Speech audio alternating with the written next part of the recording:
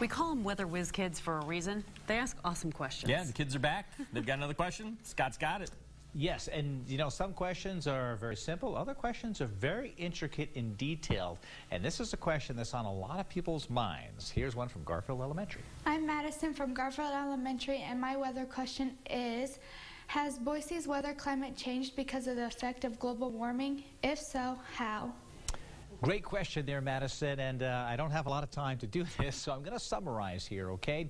When we're dealing with global warming, better known as climate change, it is a very highly politicized topic. In other words, it's very important to analyze this information very carefully because there's data on both sides of the argument pointing in different directions as far as what is actually occurring and what is expected to occur. So that's something to keep in mind. And when you're dealing with this, if you were to say what is the conclusive evidence, it's very difficult to say that. So we have to be very broad and be very careful to study what occurs. I've got up behind me here is snowpack. This is one of the biggest concerns with climate change. If we are truly warming across the West, and there are some studies that show our temperature over the last century has gone up about 3 or maybe 4 degrees, actually 1.4 to 4 degrees across different parts of the Northwest. We want to be careful not to pick one point like Boise or Weiser or up in the Clearwater Basin, but let's take a look at a broad brush of the entire western United States, where it is very important that snowfall in the winter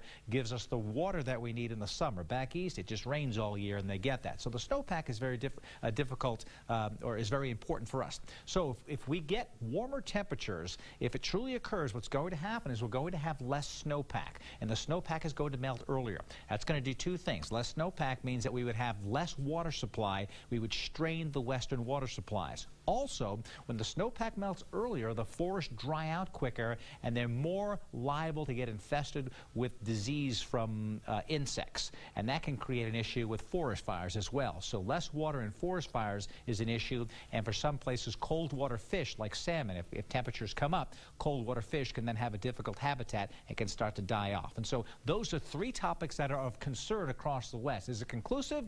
It's a difficult call, but these snowpack numbers are very important for us in Idaho, and so we certainly have to watch this. And if those numbers decline, then we have to figure out what we need to do. But again, we need to analyze all the information. You could have talked about that for an hour. Be very cautious. Yes, but that wouldn't have been good TV if I did.